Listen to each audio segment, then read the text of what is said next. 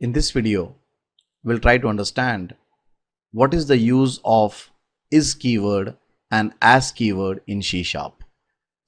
Now, in order to make you understand the difference between the is keyword and the as keyword, let me go and paste two sentences before you. And if you read both of these sentences, you'll come to know what is the use of the is keyword and what is the use of the as keyword. So here are both the sentences. So let me just do a Control V, and you can see that I have pasted two sentences here.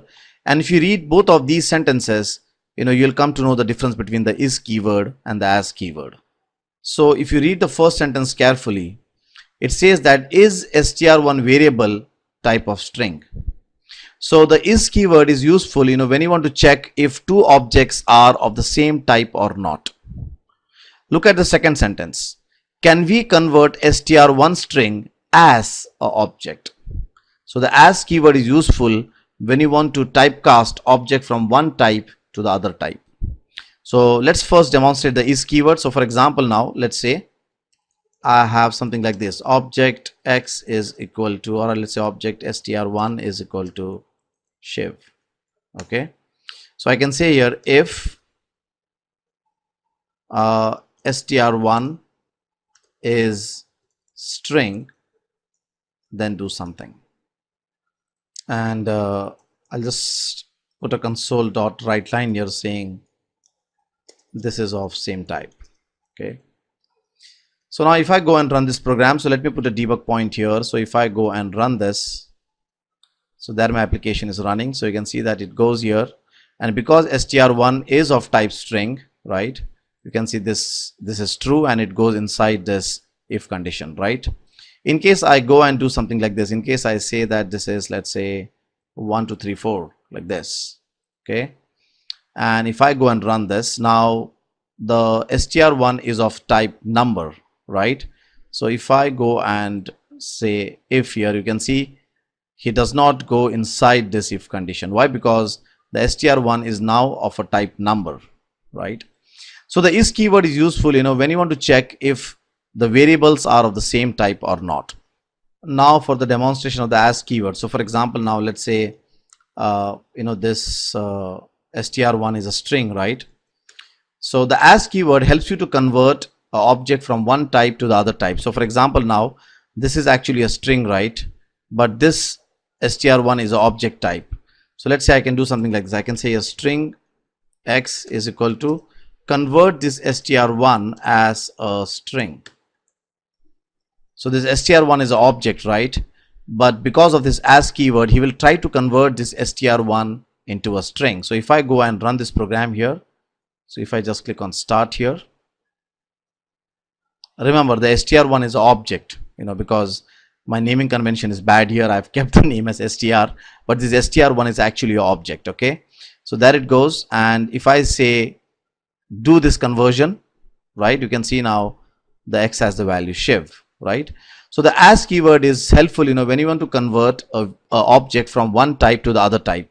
And in case if the as keyword is not able to convert the object from one type to the other type, then the value is null. So for example, now let's say if this was a number, okay, so because this is a number, probably he will not be able to convert it into the string, right?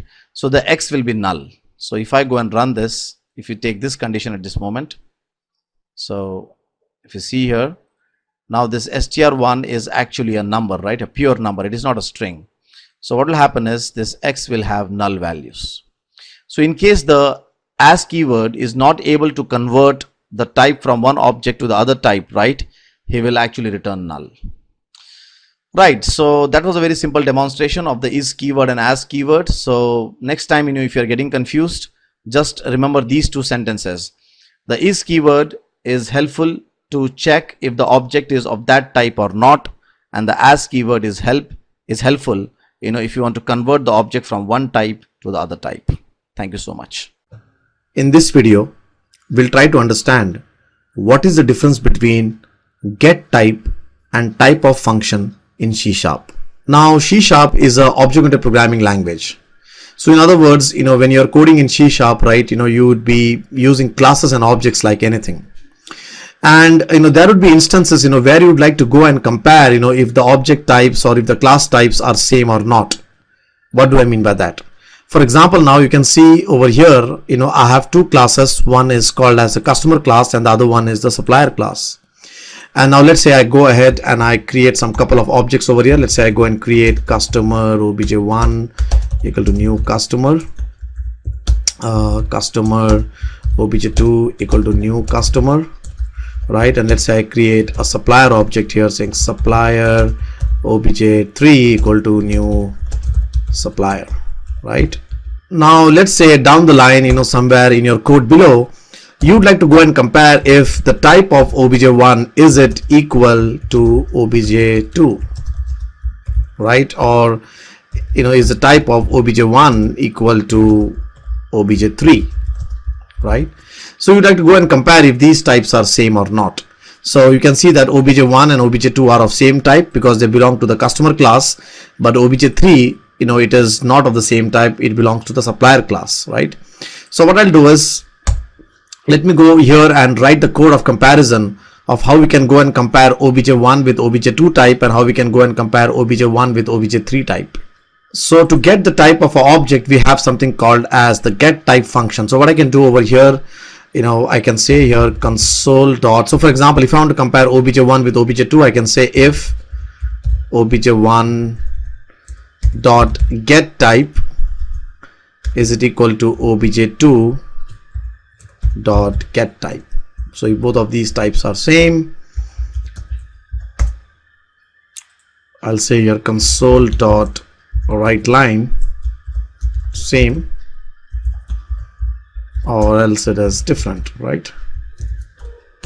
Or else console dot write line different, right? And in the same way I can go and compare obj1 with obj3 as well, right? So I can go here and say, okay, is obj1 equal to obj3, then it is same, or else it is different, right? And I'll just do a console.read line so that we can see this output on the screen here, right? So if I put a debug point over here now and let me do a F5, let me go and run this code in a debug mode. So there it goes. So now obj1 it is equal to obj2 because both of these types are of customer type, right? So you can see it says they are same. That is nice. If I go down below, now obj1 and obj3 are not of the same type. Why? Because obj1 is of customer type while obj3 is of supplier type, right? So what should happen here is it should say different, and that is right. It goes in the else condition, and that is right. So the first condition is basically same, and the second condition it says that they are of different types. So the get type function is useful when you have objects and you want to go and compare the type of those objects. Now for many developers this code would be looking very kiddish or childish, or must be it is a very hypothetical code, because any developer can say that, okay, I can see from the code itself that this obj1 is of customer type and this obj3 is of supplier type. Why do I even need to compare it? I know that they are of the same type, right? But think about projects where you have heavy runtime polymorphism. Your object is pointing towards some child object below on the runtime, and you don't know at that time that your object is taking a form of a customer or of a supplier.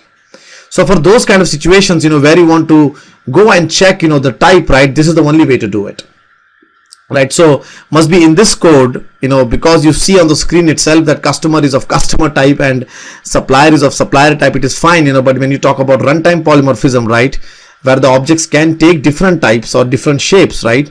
So in those scenarios, definitely comparing get type makes more sense.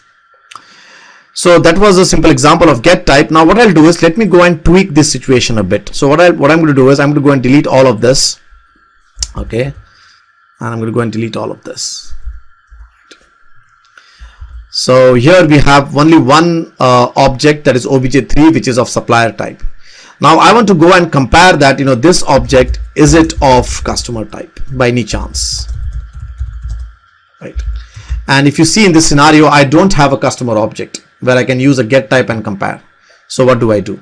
Now some developers can tell me that go and create a dummy customer object type and do the comparison. Now that is one way of doing it, but then you are creating objects unnecessarily, right? So for comparing this supplier, is it of customer type or not, we have one more function called as the type of function. So what I can do here is that I can say that if type of customer is it equal to obj3 dot get type, right? So here I'll say console dot write line, same, and here console dot write line, they are different, right? And I'll do a control F5 here, and you can see it is different. So that is right, because the type of customer, it is different from this obj3, because this obj3 is of supplier type, right? So in other words, the type of function helps you to get the type from a class, while the get type helps you to get the type from an object. So let's summarize what we have learned. Both get type and type of function help you to get the type from an object or a class. The get type actually helps you to get type from an object, while the type of helps you to get type from a class. So type of is more static because it takes a class to get the type, right? While get type is more runtime because it takes an object to get the type. So I hope that this video was useful. In this video we were trying to understand what is the difference between get type and type of. Thank you so much.